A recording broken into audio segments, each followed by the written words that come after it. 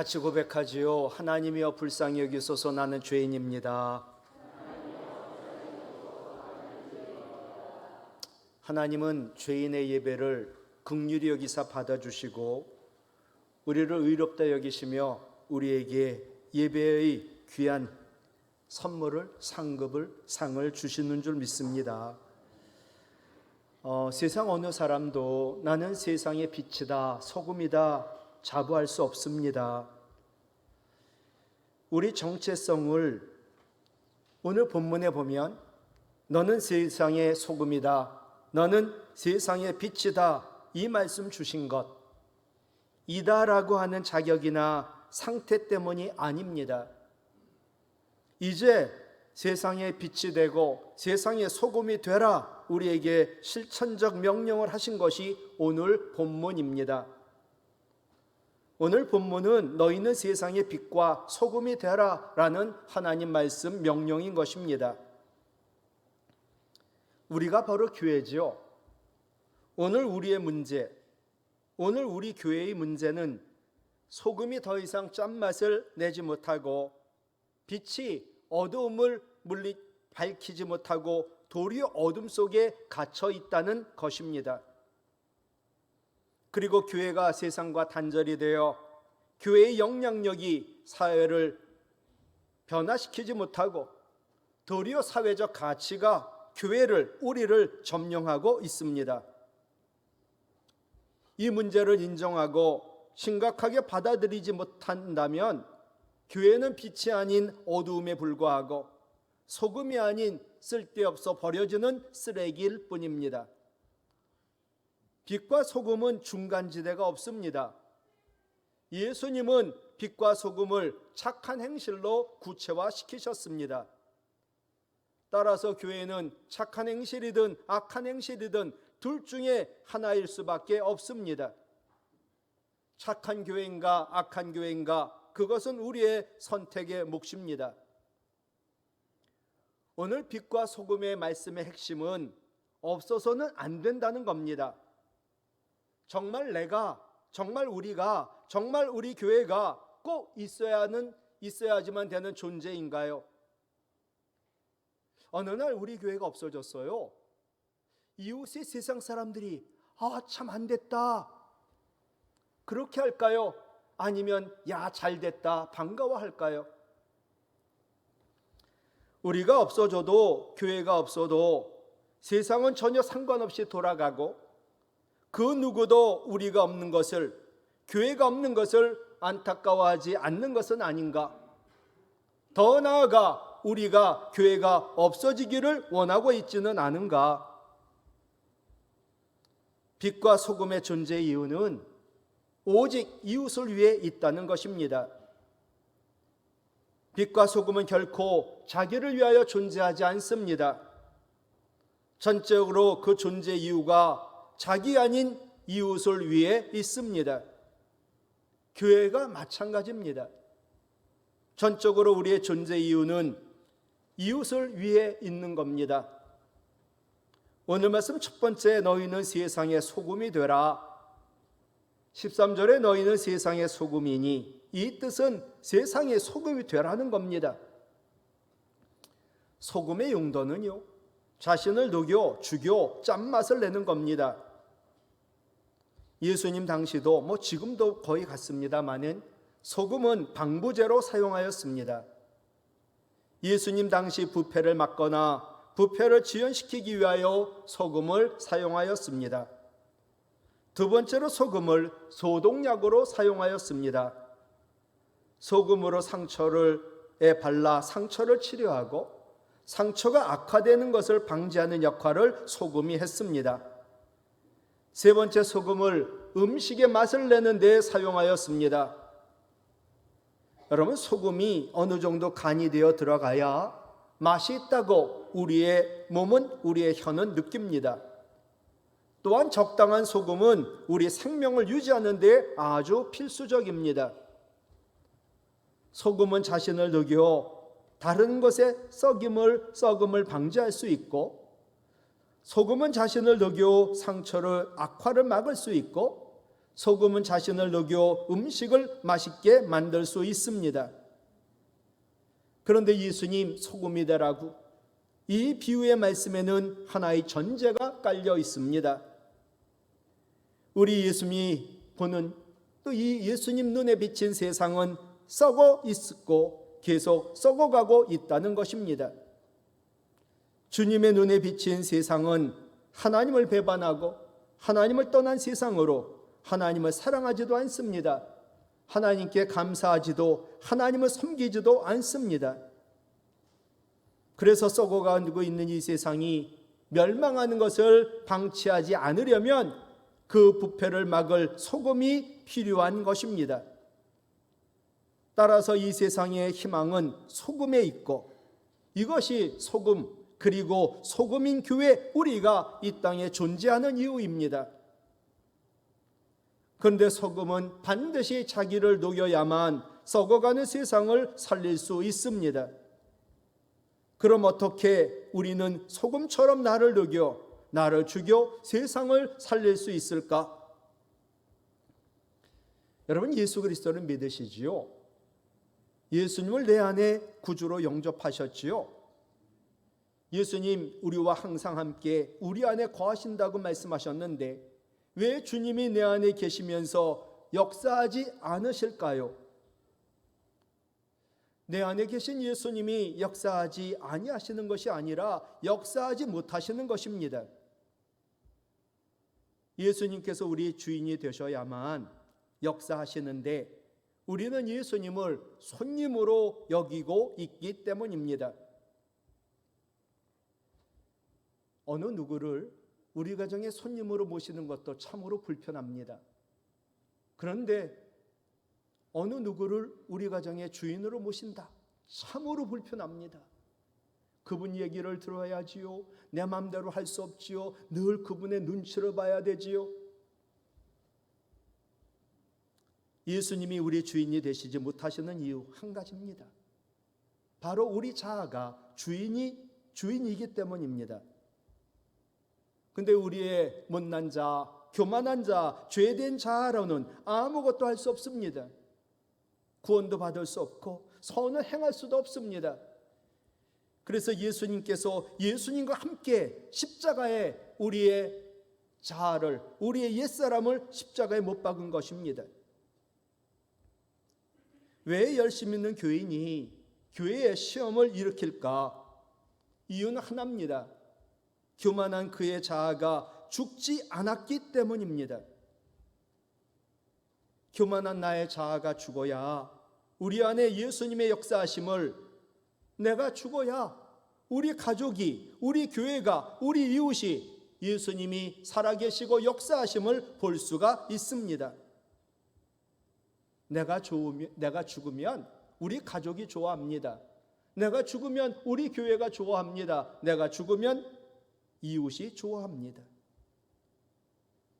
죽지 않은 자아의 전형적인 모습은 나만 옳다고 생각하는 것입니다.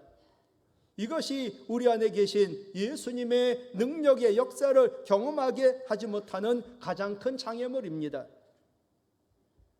그러므로 우리 자아의 십자가에서의 죽음은 새 생명을 얻고 능력 있는 삶의 시작이요, 내 안에 계신 예수님이 역사하기 시작하는 복음입니다.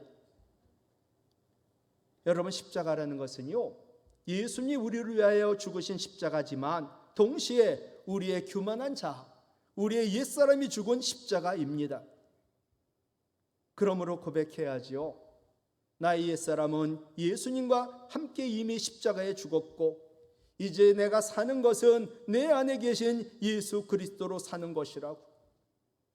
그리고 예수님은 나의 생명이요, 나의 능력이요, 나의 주인이시라고. 사도 바울은 고린도전서 15장 31절에서 나는 날마다 죽노라라고 고백했습니다. 내가 이미 예수님과 십자가에 못 박혀 옛사람 죽었는데 아직도 옛사람이, 아직도 내 자아가 살아있다는 것입니다. 우리도 그렇지요.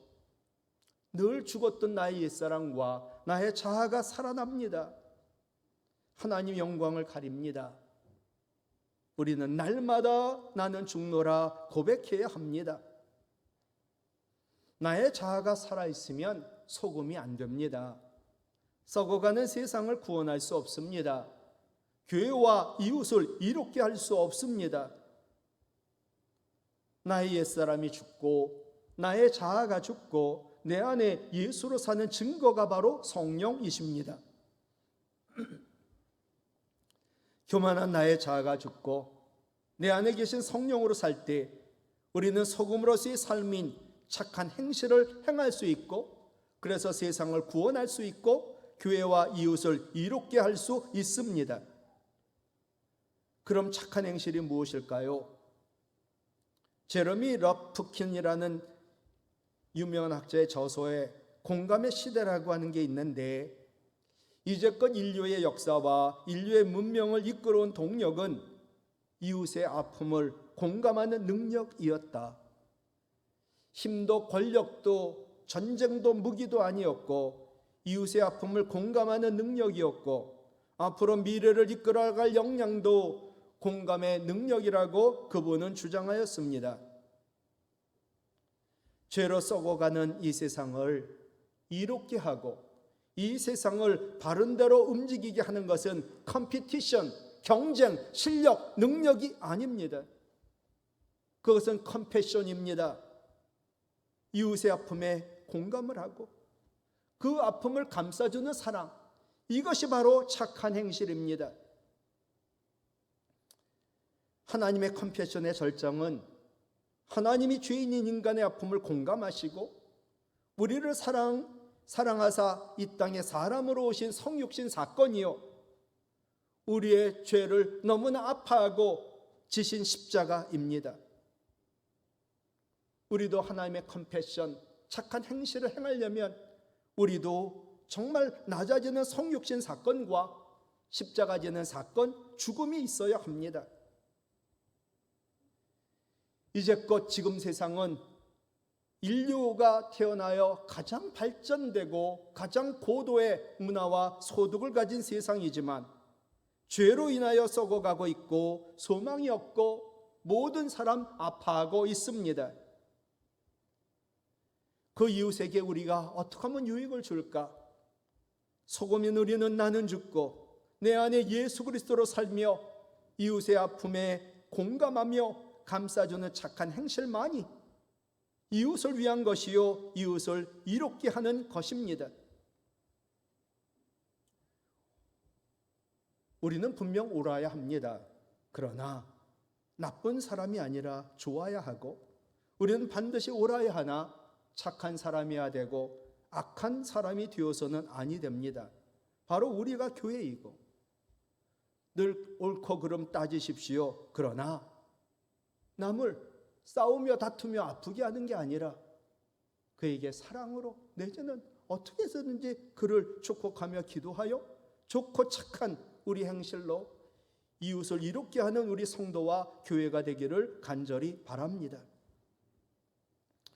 두 번째, 너희는 세상의 빛이 되라. 14절이에요. 너희는 세상의 빛이라. 이 의미는 세상의 빛이 되라는 거지요.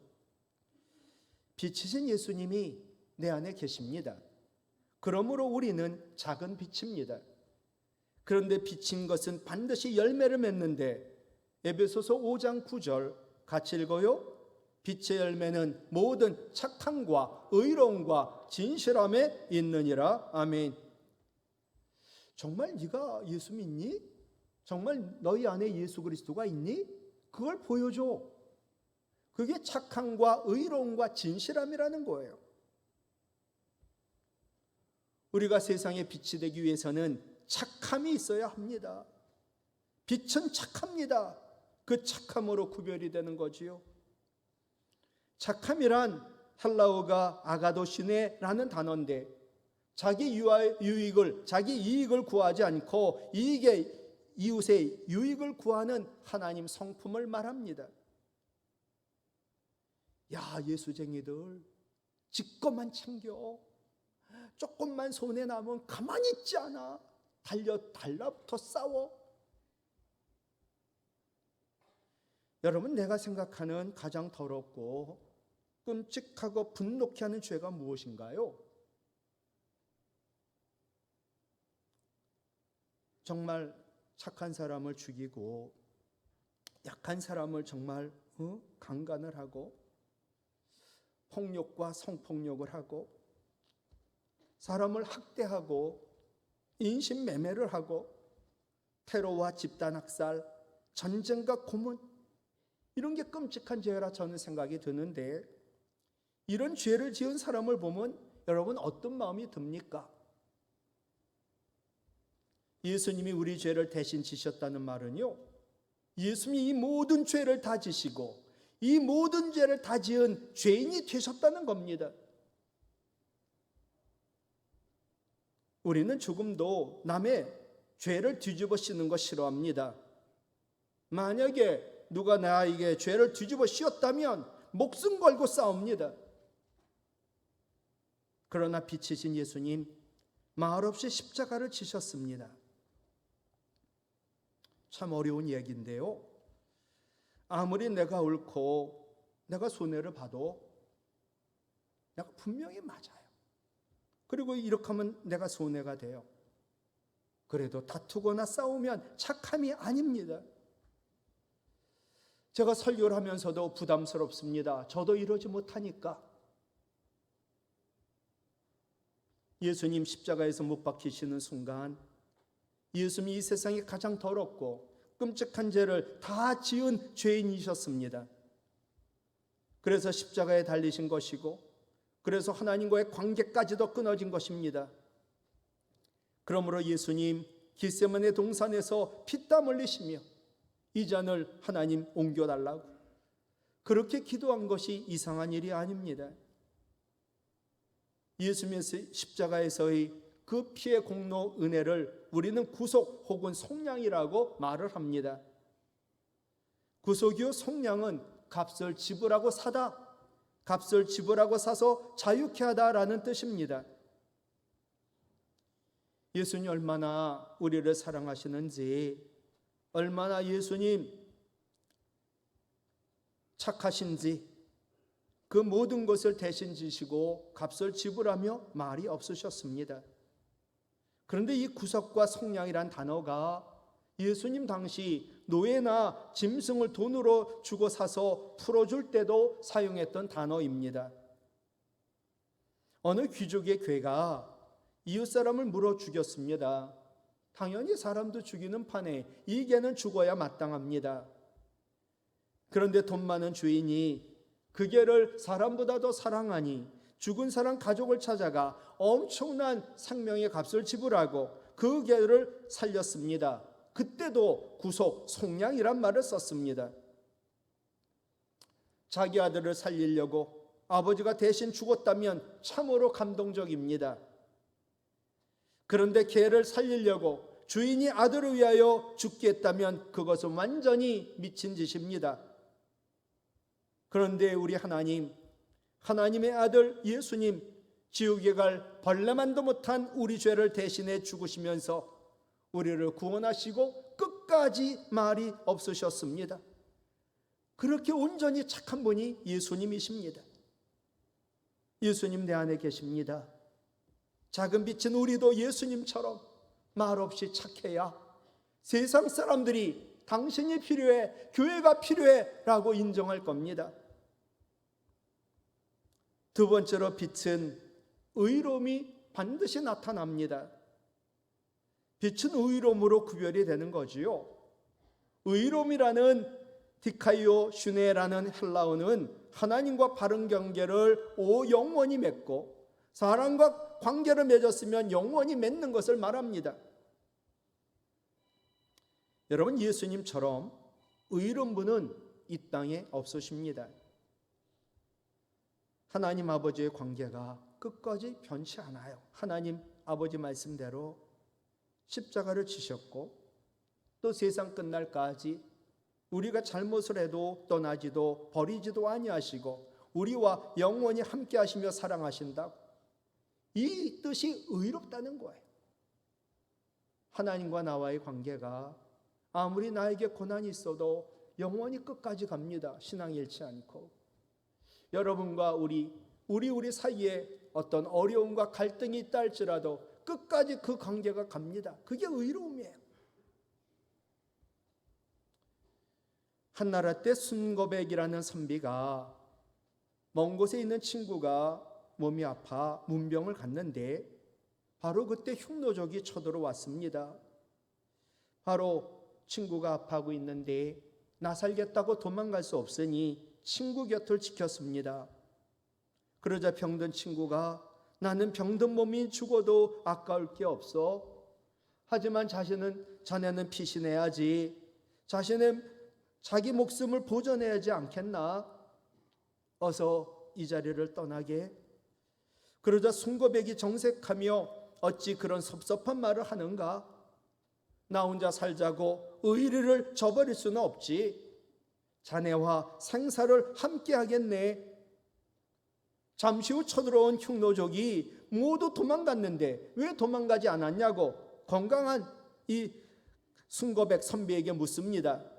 그러자 순고백은 결연한 얼굴로 친구가 아파 거동하지 못하는데 나만 살겠다고 병든 친구를 내버려 두고 떠나는 거 의리 없는 옳지 못한 일이라고.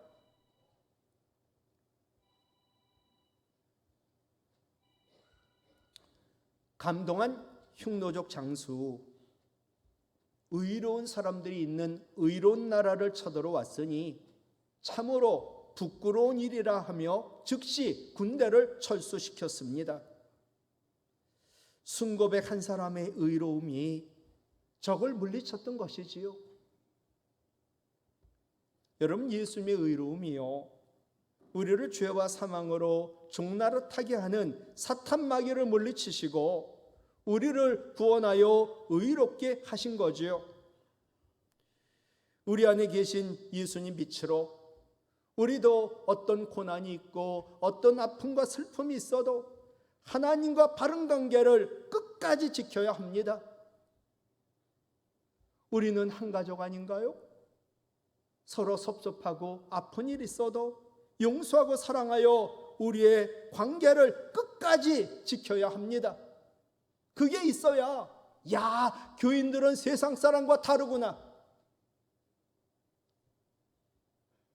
세 번째 빛은 진실함으로 구별이 되지요.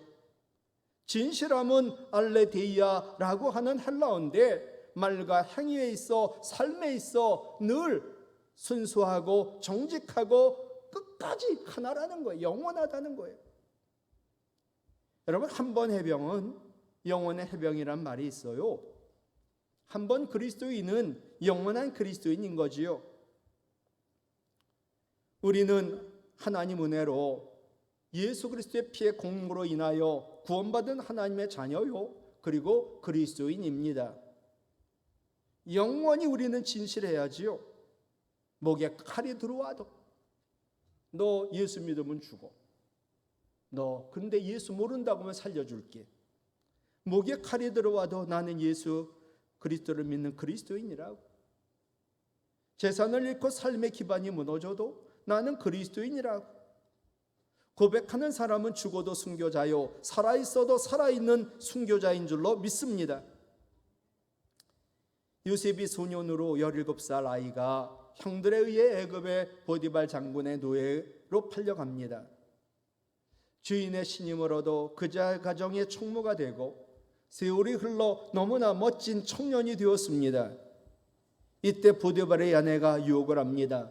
그러나 요셉은 도망을 칩니다.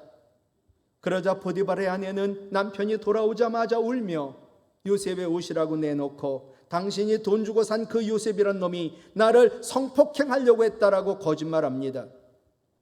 그러나 보디발이 요셉을 죽이지 않고 감옥에 넣습니다. 죽여야 마땅한데. 그러자 보디발의 아내가 화를 내지요. 이때 보디발 장군, 나는 지금까지 요셉이 하나님의 이름으로 하는 말 한 번도 거짓말이라고 생각해 본 일도 없고 그는 내 앞에서 거짓말한 적이 없다. 나는 요셉이 하는 말을 믿는다. 이때 보디발의 아내가 그럼 내가 거짓말했다는 거냐고 따집니다. 그러자 보디발은 참았던 화를 폭발하며 당신이 유혹하지 않았냐라고 고함을 칩니다. 보디발이 아내의 말보다 요셉의 말을 더 믿었다는 것을 보면 요셉의 삶이 얼마나 진실했는지 알 수가 있습니다. 요셉은 하나님 앞에 있으니까 늘 진실할 수밖에 없고 죄를 지을 수 없었습니다. 요셉이 말과 행동, 그의 삶의 표준 기준은 사람이 아닙니다. 내가 이렇게 하면 사람들이 좋아하겠지. 요셉의 말과 행동과 삶의 기준은 정황도 아닙니다. 내가 이 말을 하면 위기를 못 면하겠지. 내가 이렇게 행동하면 나는 피해를 보지 않겠지. 그게 아닙니다. 요셉의 말과 행위, 삶의 표준은 오직 하나, 하나님이었습니다. 그게 손해가 된다 할지라도, 그것이 나에게 피해를 준다 할지라도, 내가 억울한다 할지라도 하나님 앞에서 그는 진실했습니다. 요셉의 진실함은 빛의 열매였고 참으로 빛이 났습니다. 말씀을 마치려고 하는데 스데반이 순교한 이후 핍박은 더욱 심해집니다. 그러자 예수 그리스도를 믿는 예수님의 제자들은 흩어졌습니다. 여기서의 제자는 예수님을 믿는 사람들입니다. 안디옥까지 가 복음을 전하고 그 안디옥에 있는 헬라인들이, 이방인들이 예수를 믿기 시작하고 핍박이 더욱 심해지자 예수 믿는 제자들의 수는 더욱더욱 많아졌습니다. 그것만이 아닙니다. 양적으로만이 아니라 질적으로 핍박하면 핍박할수록 제자들에게서 그리스도의 모습이 나타나는 겁니다. 여러분, 로마 어마어마하지요. 영화를 봐도 그들의 군과 그들의 기병과 그들의 모든 그 문화는 대단합니다. 그런데 예수 그리스도를 믿는 그리스도의 삶은 지하 카타콤 무덤에서 지하 10층까지 내려가 그곳에서 목숨 연명하며 예수 그리스도를 믿었던 자들. 세상적으로 보면 하늘과 땅 게임이 되지 않습니다. 그런데 핍박하면 핍박할수록 점점 지하로 카타콤으로 내려갔는데 그곳에서의 그들의 모습은 그리스도의 모습입니다. 그러자 그리스도가 그들 안에 있다고 세상 사람들은 그들을 그리스도인이라고 비아냥거렸습니다. 제가 목사고시 볼 때도 시험이 그리스도인이란 단어가 성경에 제일 처음 나오는 곳이 어디냐? 사도행전 11장 26절이에요. 제자들이 안디옥까지 가가지고 그곳에서 그리스도로서의 삶을 사니까 세상 사람들이 비로소 그리스도인이라고 일컬음을 받게 되었더라. 정말 예수님이 내 안에 계신가요? 빛이신 예수 그리스도가 우리 안에 있어 우리의 삶이 빛의 열매인 착함과 의로움과 진실함이 있어야 하고 또 그들은 그렇게 살았기에 저들은 진짜 그리스도 예수쟁이라고 불림을 받은 거예요. 우리가 소금이 되어 썩어지는 세상의 부패를 방지하고 우리가 빛이 되어 세상의 어두움을 물리치는 것은 착한 행실뿐입니다. 그 우리의 착한 행실을 보고 세상이 하나님 아버지께 영광을 돌리는 교회가 되기를 주님의 이름으로 부탁을 드립니다.